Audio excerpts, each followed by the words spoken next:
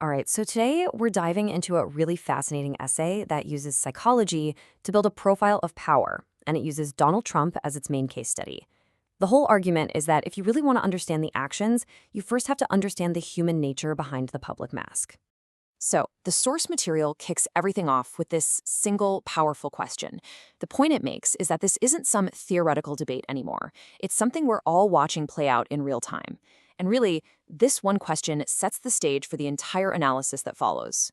So, how do you even begin to answer a question like that? Well, the essay decides to sidestep all the usual political theory. Instead, it turns straight to psychology, using Robert Greene's The Laws of Human Nature as a kind of decoder ring for the behavior we're seeing. Okay, so the first big idea we need to get our heads around is this concept of the mask. The essay, pulling from Greene's work, says we all wear one. It's that crafted image, that public face we show the world. And it points out that Donald Trump's mask has always been about dominance, about being invincible. But here's the danger.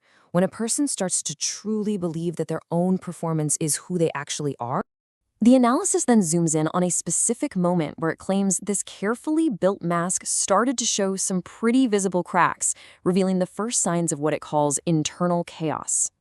The essay paints this really vivid picture of an appearance at the Kennedy Center. We're talking about uncontrolled hand movements, strange little sounds, a face that's just frozen in tension. The source argues these aren't just little quirks. This is the body betraying what the mind is desperately trying to hide. It's like a physical symptom of control just slipping away. Okay, so what's behind all this? What's driving this kind of behavior?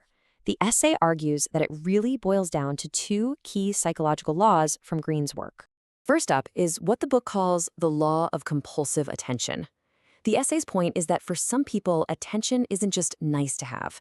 It's like psychological oxygen. They need a constant supply, and without it, they feel like they're literally suffocating. And that desperate need, it suggests, can drive someone to do increasingly huge, grandiose things. And you can see how this plays out, according to the essay, when you look at Donald Trump's sudden, unverified claims about controlling tens of millions of barrels of Venezuelan oil. The argument here is that this wasn't policy, it was a performance. It was an attempt to invent a new reality where he was still the one in absolute command.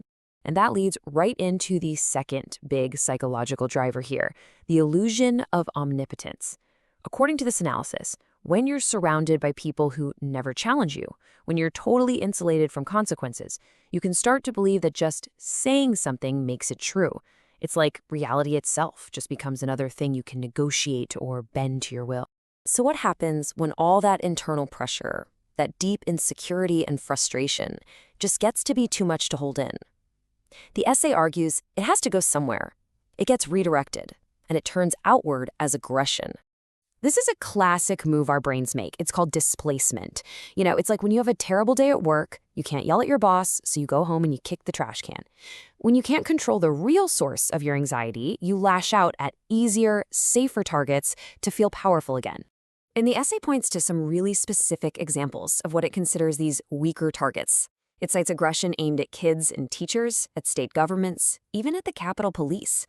It also highlights the use of these really juvenile insults, which the source describes as a kind of emotional regression, an adult basically reverting to playground tactics when they feel powerless.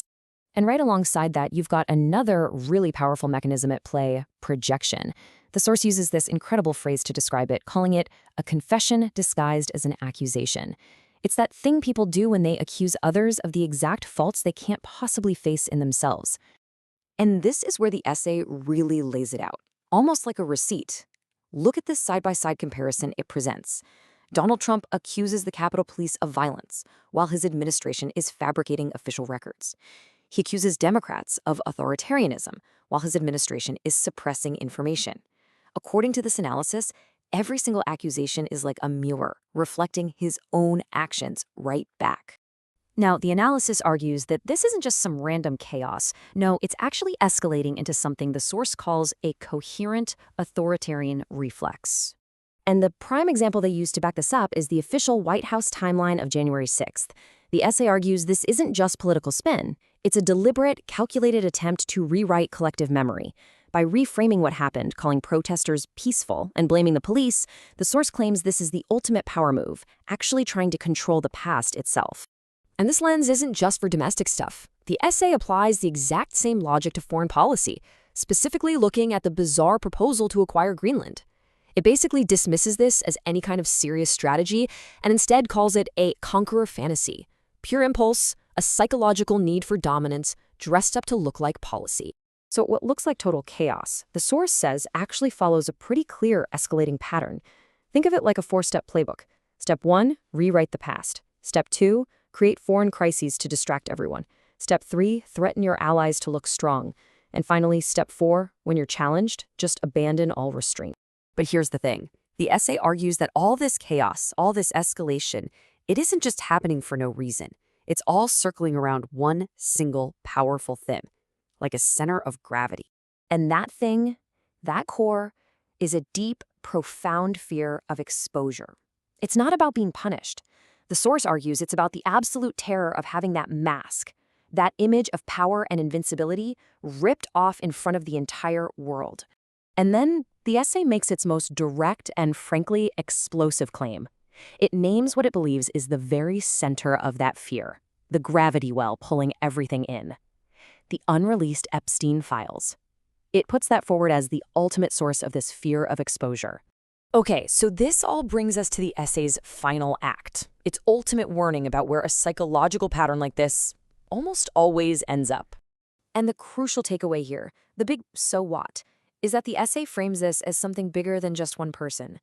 It presents Donald Trump as this timeless cautionary tale of what happens when ego takes the place of humility, when fear replaces truth.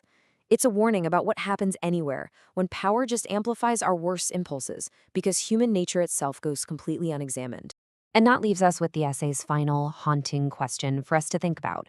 It basically concludes that the pattern is set, that history shows us again and again how these stories end. The only thing we don't know, according to the source, is the final cost before that end arrives.